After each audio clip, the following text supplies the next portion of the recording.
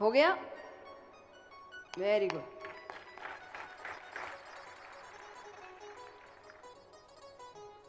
आइए अब थोड़ी देर आपका ध्यान चाहेंगे, थोड़ी ज्ञान की बातें हैं। प्रहलाद जी के दर्शन किए कल हमने। अब प्रहलाद जी और भगवान के बीच चर्चा हो रही है। प्रहलाद जी कहे, प्रभु ऐसे तो मैं 5 वर्ष का हूं, पर मेरे 5 विवाह हो चुके हैं। अच्छा, विवाह मतलब बंधन। विवाह एक तरीके से का बंधन है। तो वो कहे मेरे मोह माया रूपी विवाह हो चुके, काम क्रोध भोग विलास इत्यादि, इनसे मैं बंध चुका हूं और चाह कर भी इनसे छुटकारा नहीं पा सक रहा। ये बातचीत ना करें, थोड़े मुझे सर इधर उधर दिख रहे हैं, इधर ध्यान दीजिए। सबसे निवेदन है, बातचीत ना करें।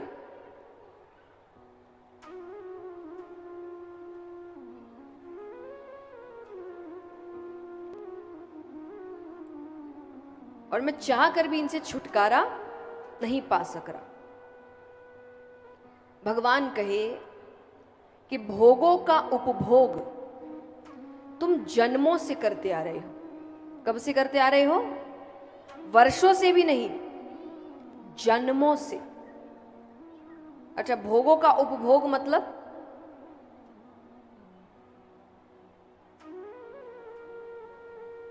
भोगों का उपभोग मतलब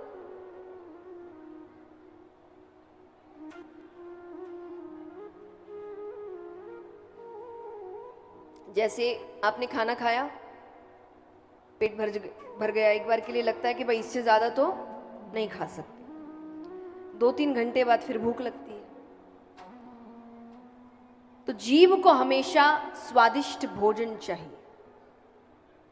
भोजन भोग हो गया, आप उसको खा रहे हो, वो उपभोग हो गया। तो जीव को हमेशा स्वादिष्ट भोजन चाहिए। नेत्रों को हमेशा अच्छा दृश्य चाहिए, कान को हमेशा मधुर संगीत चाहिए, त्वचा को हमेशा अच्छा स्पर्श चाहिए। इन चीजों से मुक्ति नहीं मिल रही। और भगवान कहे ऐसे मिलेगी भी नहीं, क्योंकि अगर आपको किसी चीज से मुक्ति चाहिए तो उसका त्याग करना पड़ेगा।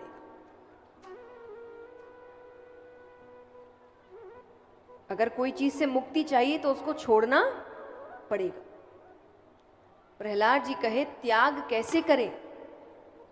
आपने दुनिया इतनी सुंदर बनाई है, कोई इसका त्याग कैसे कर सकता है? आइए थोड़ा आवाज ना करें, निवेदन है। बच्चों को बैठा लीजिए।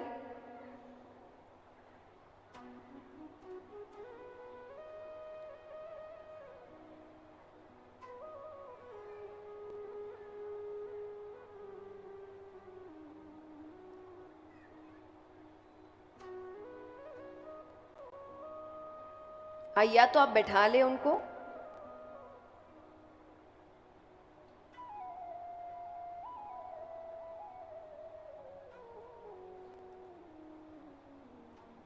तो प्रहलाद जी कहे कि त्याग कैसे कर सकते हैं? सब कुछ इतना सुंदर है हमारे आसपास, इसको छोड़ना मुमकिन नहीं है। भगवान कहे दुनिया इसीलिए सुंदर नहीं बनाई थी कि तुम मुझे ही छोड़ दो। मैंने तो दुनिया इसीलिए सुंदर बनाई थी कि तुम्हें मेरा भजन करने में कोई तकलीफ ना हो। आज आप मान लीजिए आप घर पर है, आप पूजा करने बैठे ही है कि इतने में मेहमान आ गए, बच्चे रो रहे हैं, कोई कुछ मांग रहा है, आप पूजा कर पाएंगे ठीक से? बताइए, नहीं। वही जब आप पूजा करने बैठ रहे हैं, घर में बिल्कुल शांति है, घर के बच्चे आधे या तो स्कूल गए हैं या तो सो रहे हैं, अब पूजा हो जाएगी? हाँ कि ना? सर हिला रहे, बोलो। हो जाएगी। तो भगवान कहे मैंने हर क्षेत्र से तुमको सुखी रखने की कोशिश की। मैंने तुमको परिवार दिया कि तुम अकेला महसूस ना करो। एक उम्र के बाद हम उस परिवार में भी अकेला महसूस करते हैं, तो एक उम्र के बाद भगवान ने कहे मैंने तुमको हमसफर दिया। एक व्यक्ति जो सिर्फ तुम्हारा है, उसके बाद तुम्हारा अपना परिवार दिया, उस परिवार का पेट पाल सको, उसको ठीक से चला सको, मैंने तुमको कार्य दिया। तुम अपने दुख सुख बांट सको, मैंने तुमको रिश्तेदार दिए। अब तुमने इन्हीं सबको अपने दुख का कारण बना लिया, उसमें मेरी गलती कहां से है? अब सच बताइए, आप अधिकतर व्यक्ति से पूछिए कि उसके दुख का कारण क्या है, वो यही 4-5 कारण बताता है। कोई काम से दुखी, कोई परिवार से दुखी, कोई रिश्तेदार से दुखी। तो भगवान का ये सब तो मैंने तुम्हारे सुख के लिए दिया था, तुम कैसे हो, तुमने इसी को दुख का कारण बना लिया। और फिर दोष हम भगवान को देते हैं। एक सेठ जी थे, बहुत धर्म का काम करते थे। उन्हें पता चला किसी गांव में उन्होंने कुआं बनवा दी, अच्छी बात है। कुछ दिनों बाद उस कुएं के पास कुछ बच्चे खेल रहे हैं, उसमें से एक बच्ची का पैर फिसल गया, कुएं में गिर गई, उसकी मृत्यु हो गई। अब गांव वाले कहे कि सेठ जी की वजह से मेरी बच्ची मरी, ना तो ये कुआं बनवाते ना बच्चे इसमें गिरते। तो क्या कुआं इसीलिए बनवाया गया था कि बच्चे आए और गिर जाए? बताइए, गलती किसकी? हमारी, कि हमने बच्चे को कुएं के पास जाने दिया। तो ये संसार भी एक कुएं की तरह है। कुएं से पानी कैसे निकालते हैं बताइए? अंदर जाके, बाहर खड़े रहकर बाल्टी को रस्सी से बांध के आप खींच के पानी निकालते हैं। तो ये संसार भी एक कुएं की तरह है। बाहर खड़े रहकर अपनी जरूरत की चीजें निकालते रहो। ज्यादा अंदर जाने की कोशिश करोगे, डूब जाओगे। तो भगवान यह समझा रहे हैं कि ये सब इसीलिए दिया गया है कि तुमको सत्संग करने में कोई दिक्कत ना आए, और तुम ये सब कर रहे हो सिवाय सत्संग के। व्यक्ति हर चीज में बड़ी मर्यादाएं रखता है। मर्यादा मतलब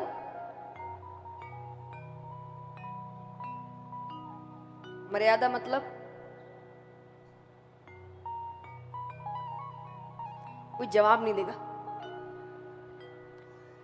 पता है तो बोलो, नहीं पता तो बोलिए नहीं पता, आप बताइए। मर्यादा माने डिसिप्लिन। हर चीज आप मर्यादित करते हैं, समय पर करते हैं, नियम अनुसार करते हैं, उसको कहते हैं मर्यादा। तो जैसे आप स्कूल समय पे जाते हैं, बच्चों को स्कूल समय पे भेजते हैं कि नहीं आज 2 घंटा लेट भेजेंगे, मनमानी थोड़ी चलती है। काम पे समय पे जाते हैं, हाँ कि ना? रिश्ते नाते आप समय पे निभा रहे हो, शादी ब्याह में समय पे जा रहे हो, यहां तक कि मनोरंजन भी बड़ा समय पर हो रहा है कि हफ्ते में एक दिन छुट्टी का दिन है, उस दिन काम नहीं करेंगे, घर पे रहेंगे, आराम करेंगे या घूमने जाएंगे। यानी मनोरंजन का भी दिन बांधा गया है। भगवान का दिन, मंदिर का दिन, सत्संग का दिन, वो हमको समय मिला तो, हमको समय मिलेगा तो कर लेंगे, नहीं मिला तो बाद में कर लेंगे। और ये वही व्यक्ति है जो भगवान को अपने समय अनुसार समय दे रहा है। जब इसके जीवन में कोई तकलीफ आती है तो इसको आधी रात में भी भगवान एक पैर पर खड़े चाहिए, और नहीं आए तो भगवान है ही नहीं। होते तो ऐसा होता। हम कितना समय दे रहे हैं? भगवान कहे प्रहलाद जी से, संसार की कुछ चीजों में बदली नहीं चलती। बदली यानी एक्सचेंज, आपके बदले कोई और कर ले। ऐसे कई चीजें हैं पर कुछ महत्वपूर्ण हैं, तो कुछ चीजों में बदली नहीं चलती। जैसे भोजन, अब आपके बदले का भोजन कोई और नहीं कर सकता, आपका पेट थोड़ी भरेगा, बताओ। तो भोजन आपको ही करना पड़ेगा। शादी ऐसा थोड़ी भाई मुझे जरूरी काम है फेरे तुम ले लो, कह सकते किसी को। मृत्यु, मेरे अच्छे मित्र होना, मेरे बदले मर जाओ, हो सकता है क्या? कई बार किसी की जब मृत्यु हो जाती है तो कई उनके दूर आस के रिश्ते होते हैं, उनमें से कुछ एक दो निकलते हैं हर परिवार में।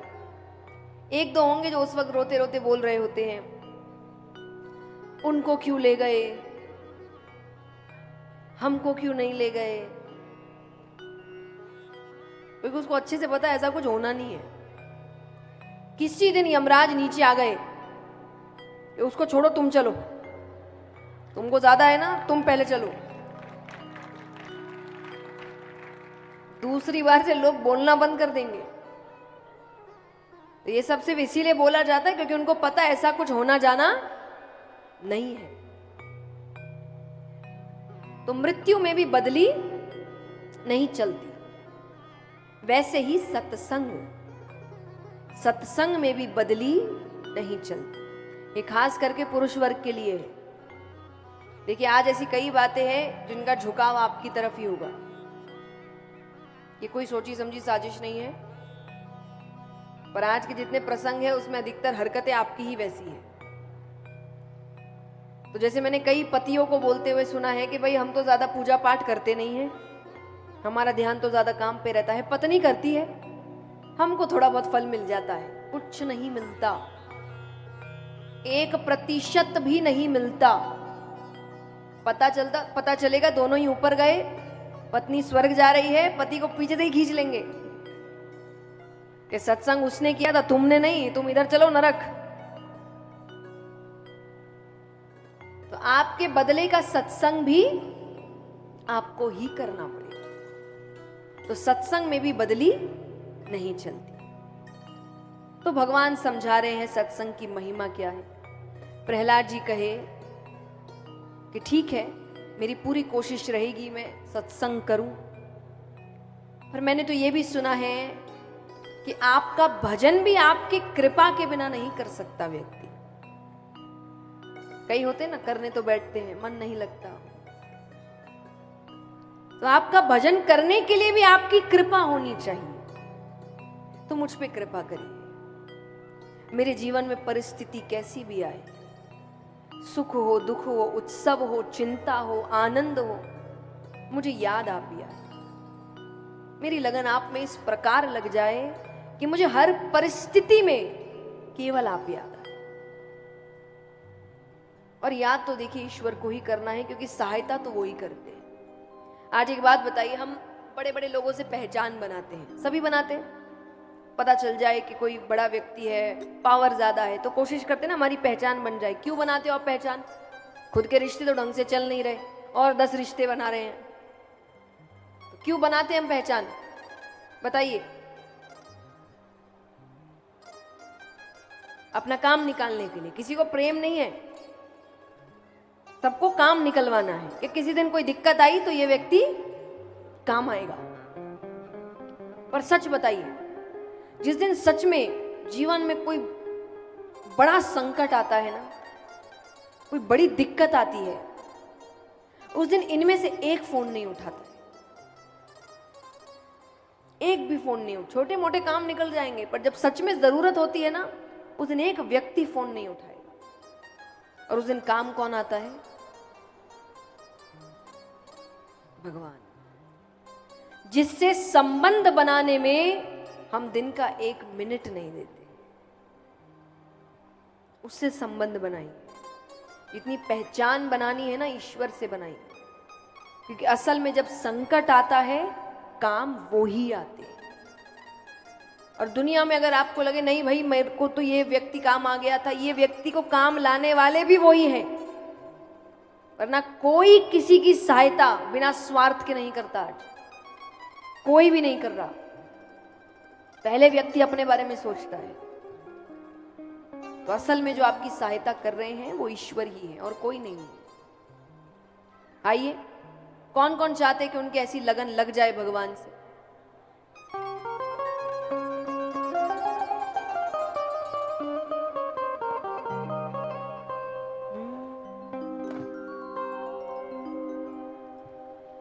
मुझे ऐसी लगन तू लगा दे, मुझे ऐसी लगन तू लगा दे, मैं तेरे बिना पल ना रहूं, मैं तेरे बिना पल ना रहूं, मैं तेरे बिना पल ना रहूं। मन में प्रेम वाला दीप जला दे, मैं तेरे बिना पल ना रहूं। सच में जो ईश्वर से ऐसा प्रेम करना चाहते हैं, उठाना पूरे पूरे हाथ। ऐसा नशा किसी काम का नहीं जो रात में किया और सुबह उतर गया। करना है तो ऐसा करो जो एक बार किया तो जिंदगी भर नहीं उतरा। अब मैंने कल भी बताया कि भगवान जल्दी से अपनाते नहीं है, बड़ी परीक्षाएं लेते हैं। भक्त कह रहा है मैंने सारी परीक्षाएं पार की है, मैंने कभी कुछ नहीं बोला, कोई शिकायत नहीं की है आपसे। मन की खासियत है, उसको कह दो ये नहीं करना, वो वही करेगा। देखिए, यहाँ से बाहर आप सब अलग हैं, आपके नाम अलग है, आपकी पहचान अलग है, आपके रिश्ते नाते अलग है, आपका काम अलग है, पर यहाँ आने के बाद सब एक है। कैसे? तो इस प्रकार भगवान प्रहलाद जी को समझाते हैं। अब चलते हैं नारद जी और युधिष्ठिर जी के पास।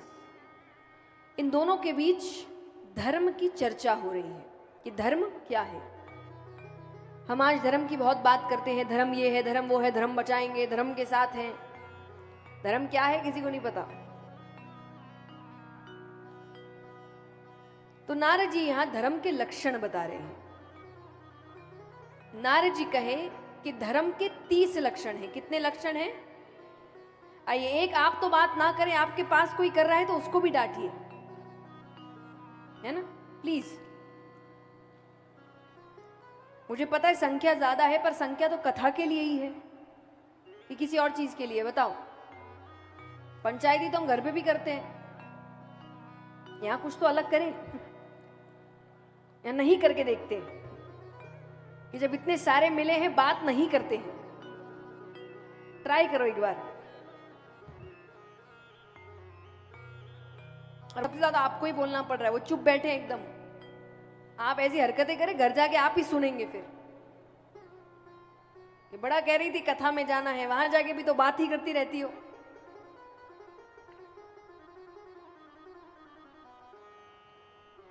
तो नारद जी कहे कि धर्म के 30 लक्षण हैं। कितने लक्षण हैं?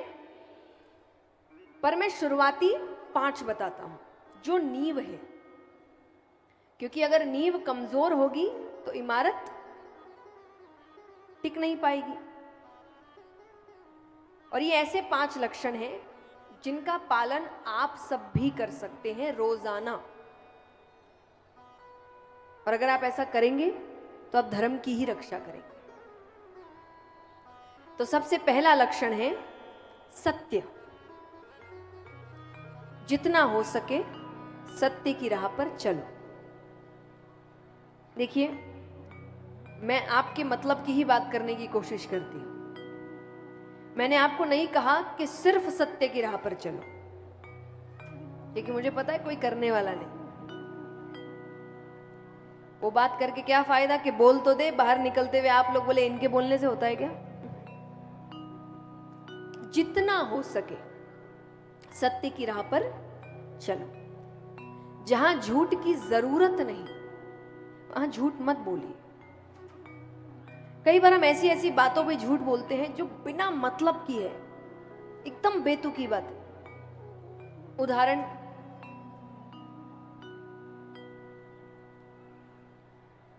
पुरुषों के लिए ज्यादा थोड़ा मैं देखिए, मैंने कहा ना, आप सुनेंगे और आपको लगेगा कि हाँ ये हम ही करते। तो मान लीजिए आपने किसी से मिलना तय किया कि भाई इतने इतने बजे ऐसी स्थान पे मिलते हैं। वो व्यक्ति वहां पहुंच गया, अब वो आपको फोन कर रहा है, कहाँ हो? इनका जवाब क्या होता है बताइए? 5 मिनट। और रास्ते में हूं और ट्रैफिक लग गया। असलियत क्या है? घर से निकले ही नहीं। अब यहां झूठ की जरूरत है? बताइए। सामने वाला क्या करेगा? एक दो बात तो सुनाएगा, अरे सुन लेना, फोन साइड में रख देना जब तक वो चिल्ला रहा होगा, सुन लेना। यहां कोई झूठ की जरूरत नहीं है, पर हम ऐसी ऐसी बातों पे झूठ बोल रहे हैं जहां कोई मतलब नहीं। हाँ, कोई ऐसी बात लगे भी जिसका आप सफाई दे पाए, भाई इतनी बड़ी बात ही नहीं बोलता तो ऐसा हो जाता, ये हो जाता, तो कोई व्यक्ति समझता भी, ये कोई बात है झूठ बोलने की? पर हमें लगता है क्या ही फर्क पड़ता है। फर्क पड़ता है, क्योंकि छोटे छोटे झूठ से तो चलिए आप निकल जाते हैं, पर कई बार जब जीवन का सच सामने आता है ना, तब आपका शरीर ही आपका साथ नहीं देता। आप देखेंगे कई लोग हैं ना, जो ज्यादा टेंशन हो जाए ना तो उनका शरीर काम नहीं करता ठीक से। किसी को चक्कर आने लग जाते हैं, किसी को नींद आने लग जाती है, किसी का सर दुखने लग जाता है, किसी के पसीने छूटने लग जाते हैं, किसी के हाथ पैर कांपने लगते हैं। ये शरीर का बताने का तरीका है कि मुझे ऐसी परिस्थितियों की आदत नहीं है, क्योंकि आपने डाली नहीं। जब छोटी छोटी परिस्थिति आ रही थी तब तो बच के निकल गए।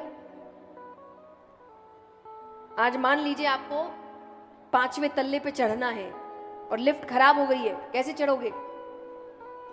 सीढ़ियों से। सीढ़ियों से भी कैसे? अरे पैरों से ही चढ़ेंगे, एक एक करके ना, कि सीधा 5वें तल्ले पे छलांग लगाएंगे एक एक करके, और छलांग लगाई तो गिर जाएंगे। बस ऐसे ही बड़े सच का सामना करने के लिए छोटे छोटे सच का सामना करना पड़ता है, तब जाकर बड़े सच के सामने खड़े रह पाते हैं, वरना गिर जाते हैं। वहां पे गिरेंगे तो शारीरिक चोट लगेगी, यहां पे गिरते हैं तो मानसिक चोट लगती है। शारीरिक चोट तो फिर भी जल्दी भर जाती है, पर मानसिक चोट को भरने में बहुत समय लगता है। कई बार आपकी मानसिक चोट आपके बच्चों तक पहुंचती है। आपको पता है कि मान लीजिए जब आप गर्भवती है और उस वक्त आप किसी डर से हैं, आपको कोई चिंता है, आपको कोई तकलीफ हो रही है दिमाग में, वो उस बच्चे के अंदर भी आती है। उन चीजों से वो पैदा होते ही वो भी डरने लगता है। तो ये तो खराब बात है ना। गलती आपकी, भुगत कौन रहा है? उस गलती को हम नहीं ठीक कर सकते पहले। तो इसीलिए सबसे पहला लक्षण है सत्य।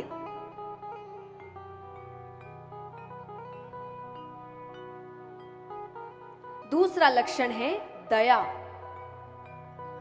जो मेरे हिसाब से इंसानों में तो अब खत्म ही हो गई है।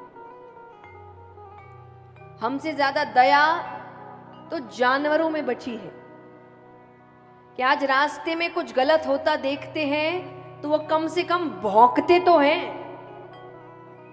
हम तो उतना भी नहीं करते, चले जाते हैं वहां से। और आजकल तो और परिस्थिति बदल गई है, क्योंकि जाने वाले फिर भी कम से कम एक सफाई दे सकते हैं, जो मुझे वो सफाई ऐसे भी नहीं जमती, पर देने वाले देते हैं कि भाई हम में तो इतनी दया है कि देख ही नहीं पाते, इसलिए चले जाते हैं। पर आजकल तो वो भी नहीं होता, वहीं खड़े हैं, देख रहे हैं, और साथ ही साथ एक और क्रूरता का कार्य कर रहे हैं, वीडियो बना रहे हैं। अब एक बार ठंडे दिमाग से सोचिए आप। सुनने में बड़ा ये साधारण लगता है, कईयों को ऐसा भी लग रहा है, कह रहे हैं।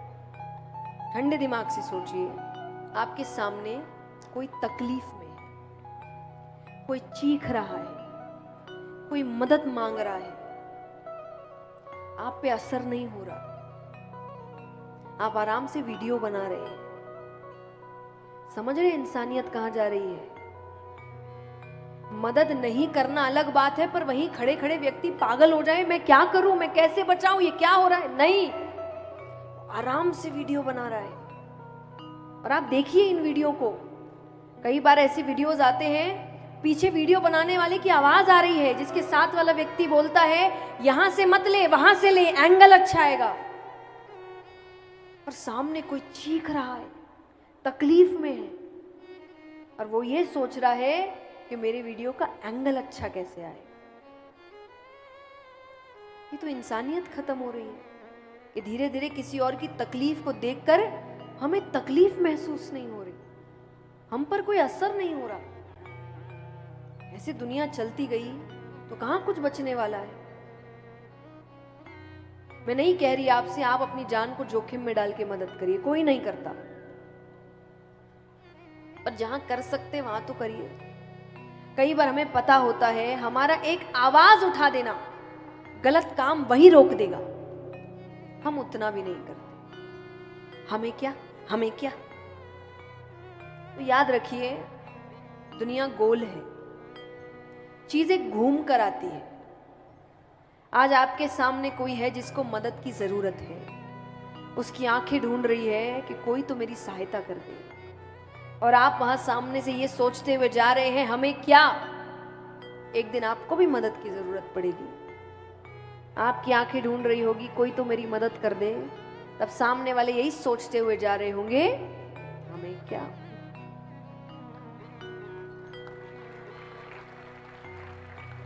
तो सहायता करिए, जहां जहां कर सकते हैं करिए, एक दूसरे के लिए खड़े होइए, एक दूसरे को नीचे गिराने का काम मत करिए।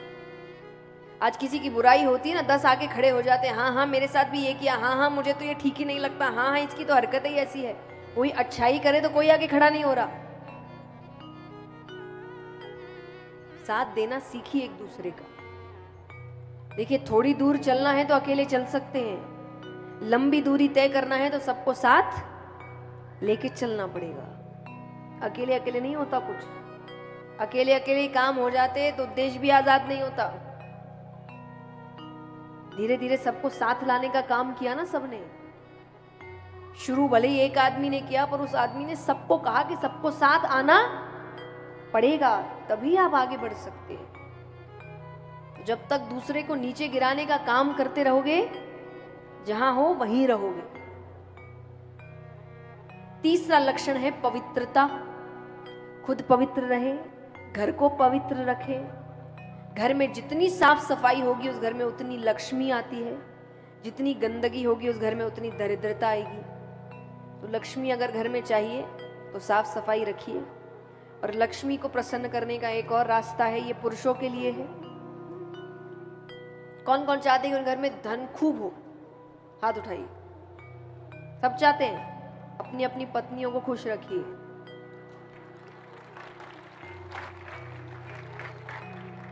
मैं इसलिए नहीं कह रही कि मैं खुद लड़की हूं, पर आपको नॉर्मल बात समझिए। पत्नी को घर की क्या कहते हैं? लक्ष्मी। जब घर की लक्ष्मी चिड़चिड़ कर रही है, उस घर में कहां से लक्ष्मी आएगी?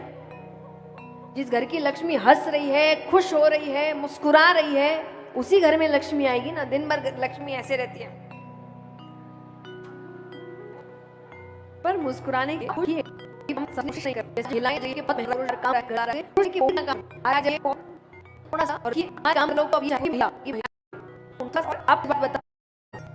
हम भले आप कितना ही समझाए कि भाई फर्क नहीं पड़ना चाहिए कौन क्या बोलता है, पर तारीफ आए तो थोड़ा सा अच्छा लगता है। किसको अच्छा नहीं लगता? पुरुष हो कि महिला, तारीफ सबको अच्छी लगती है, तो तारीफ करना सीखिए। तो तीसरा लक्षण है पवित्रता। चौथा लक्षण है तपश्चर्या। अब देखिए साफ सफाई की बात हो रही है, बाहर से तो सब चमक ही रहे हैं, अंदर से मन उतना ही गंदा है, विचार उतने ही गंदे हैं, वाणी उतनी ही गंदी है। किसी को कुछ बोलने से पहले 100 बार सोचिए। और अगर आपको ऐसा लग रहा है भाई 100 बार का तो समय नहीं है मेरे पास, एक बार इतना ही सोच लो कि जो भी बोलने जा रहे हैं, यही बात अगर कोई हमसे कहेगा तो हमें कैसा लगेगा। और अगर आपको लगे कि भाई मुझे तो अच्छा नहीं लगेगा, उसको भी मत कहना। थप्पड़ अमीर को मारो कि गरीब को लगता, दोनों को ही जोर से है। ऐसा थोड़ी एक को जोर से लगती और एक का तो आदत है।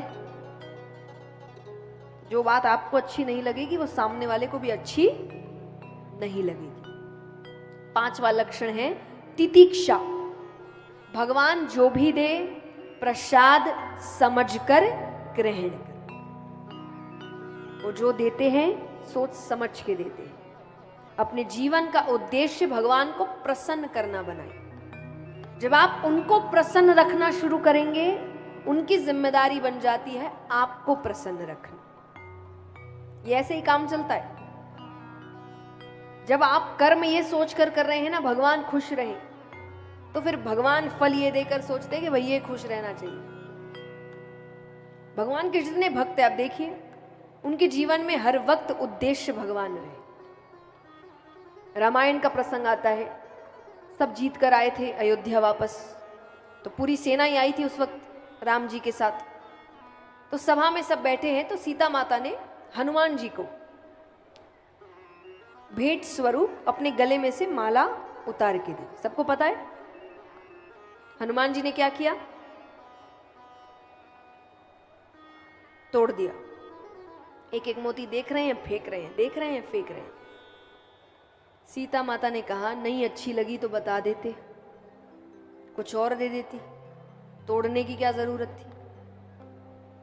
वो कहे नहीं मैं कुछ ढूंढ रहा था। क्या ढूंढ रहा था? राम का, क्योंकि जिसमें राम नहीं वो मेरे किसी। अच्छा, मंदिर बनने के बाद कितने अयोध्या चले गए? यहां से हाथ उठाना। और बाकी सब नहीं गए? किस किस को जाना है? तो अर्जी कहां लगानी पड़ेगी? हनुमान जी की यहां। अब यहां पर राजा परीक्षित पूछते हैं कि प्रभु ऐसा कभी हुआ है कि किसी पशु को भगवान ने दर्शन दिए हो? सुखदेव जी बताते हैं त्रिकूट नामक पर्वत था, उसके पास एक सरोवर बहता था। उस सरोवर में एक सफेद हाथी आया करता था, उसका नाम था गजेंद्र। क्या नाम था? इतना शक्तिशाली कि उसकी सुगंध मात्र से शेर डर के भाग जाए, इतना ताकतवर। वो अपने परिवार के साथ क्रीड़ा करने आया है। तो कभी सूंड में पानी भर के वो बच्चों पे फेंके, बच्चे नाचने लग जाए, पत्नी पे फेंके, पत्नी शर्मा जाए। तो इनका पारिवारिक समय बीत रहा है। इतने में ही पानी में ग्राह आता है। ग्राह यानी मगरमच्छ। वो आके गजेंद्र के पैरों को पकड़ता है। अब गजेंद्र ये सोचे कि ये मेरा क्या बिगाड़ लेगा, मैं इतना शक्तिशाली। देखिए हर कथा एक सांसारिक सीख भी लेकर आती है। यहां पर गजेंद्र यानी हम और आप, और ग्राह यानी काल, मृत्यु। काल सबसे पहले पैरों को ही पकड़ता है। कैसे बताओ?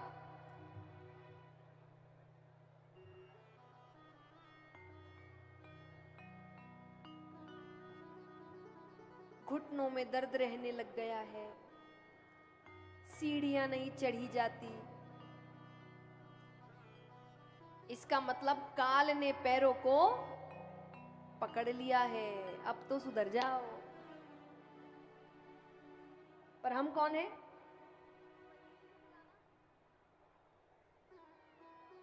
हम कौन है? गजेंद्र। हम ये मेरा क्या बिगाड़ लेगा। पर यहां पर ग्राह पानी का पशु है और गजेंद्र पानी का पशु नहीं है। धीरे धीरे उसकी शक्ति कम होती जा रही है और वहीं पे ग्राह की शक्ति बढ़ती जा रही है। अब उसको वो खींचते खींचते खींचते बीच मझधार में ले आता है। अब वो डूबने लगा। देखिए यहां पे